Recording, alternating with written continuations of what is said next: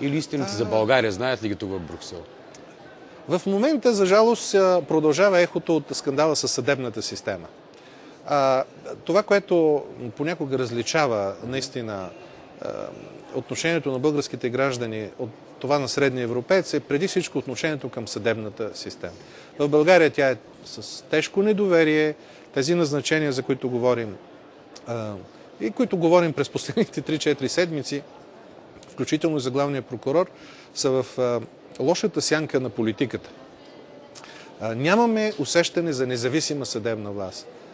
Това е нещо, което създава несигурност в отношението към България, тъй като Европа все пак е лоното на върховенството на правото. Тази идея е тръгнала наистина от тук и нещата, свързани с това, тук будат недоумение. Аз ще ви кажа, че например, имаше един протест на съдии, не знам дали си спомняте, в България. Няколко десетки съдии в София протестираха и излязоха отвън.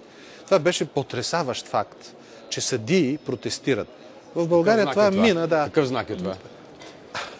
Ние знаем какъв знак е, но тук е немислимо съдии да протестират.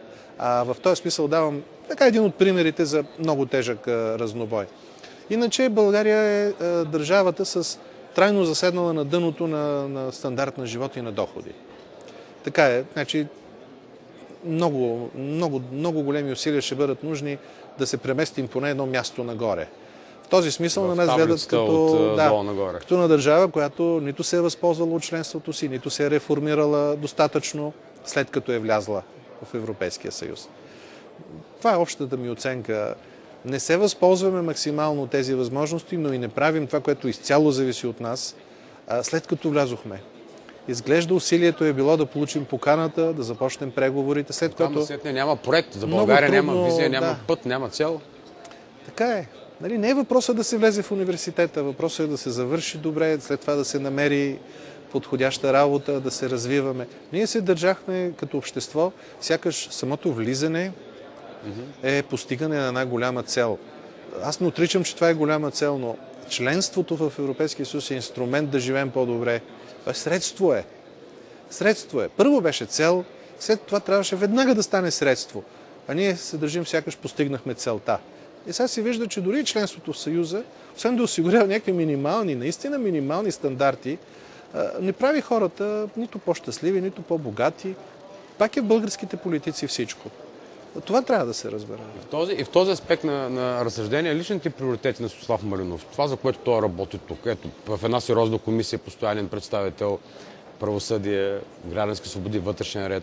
Говорихме за социалните аспекти на неговите приоритети като български евродепутат. Аз имам 2-3 неща, които бих могъл поне да проследя дали се развиват. Това, което казах за медийната регулация на европейско ниво, да вкарам в нея горчивия български опит, ако мога така да кажа. Винаги е навсякъде, без да съм в Комисията по енергетика и партията ДСБ, която представлявам, Синята коалиция. Имаме много специално отношение към енергийната независимост в България. Навсякъде, както се казва, влизам, когато става дебат за тези неща, за шистовия газ, за възможността ние да знаем нашите залежи и да добиваме един ден. И най-вече енергийната независимост от Русия, която е основен приоритет, вече мога да кажа, на Европейския съюз. Това е нещо, което работя, независимо какво имам в моята комисия, какъв е дневния ред. И се опитвам да придвижа един въпрос разбира се, с други колеги за отпадане на визите за Канада или поне да започне процедура България да стане наравно третирана, както всички държави. Само едно нещо за ползата от Съюза. Когато си член на един съюз и си абсолютно равноправен член, между другото юридически, ние сме абсолютно равноправни с всички останали по стандарт на живот и останалите неща, те са извън обсега на правото. Ние имаме право да претендираме за солидарно третиране. Тоест, когато Канада няма визи с една страна от 27-те, или има визи с една от тях, или с две, както е в нашия случай, а няма с другите, ние можем да кажем, искаме и ние да сме като Германия и като Франция. И между другото, Канада може да каже, не, ние не сме членове на Съюза, но ако другите държави кажат, ние искаме нашия член България да бъде третиран наравно с нас, няма сила, която може да ни спре. Това е изключителна привилегия да бъдеш член на такъв съюз. Въпросът е дали успееш да убедиш партньорите си, че си като тях и когато те дадат своята сила в полза на твоята кауза, на нашата българската кауза, тогава България печели позиции, които никога не би могла да има, ако беше извън Съюза. Така че има и на най-високо ниво, геополитическо, ако щете, огромни предимства.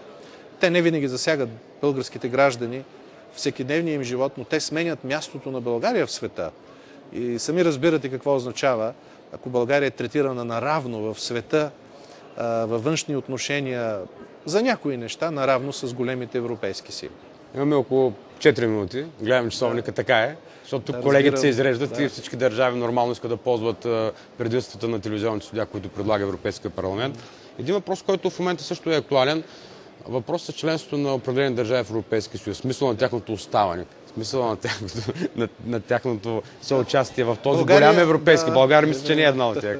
Но все пак, говорим за Англия и така нататък.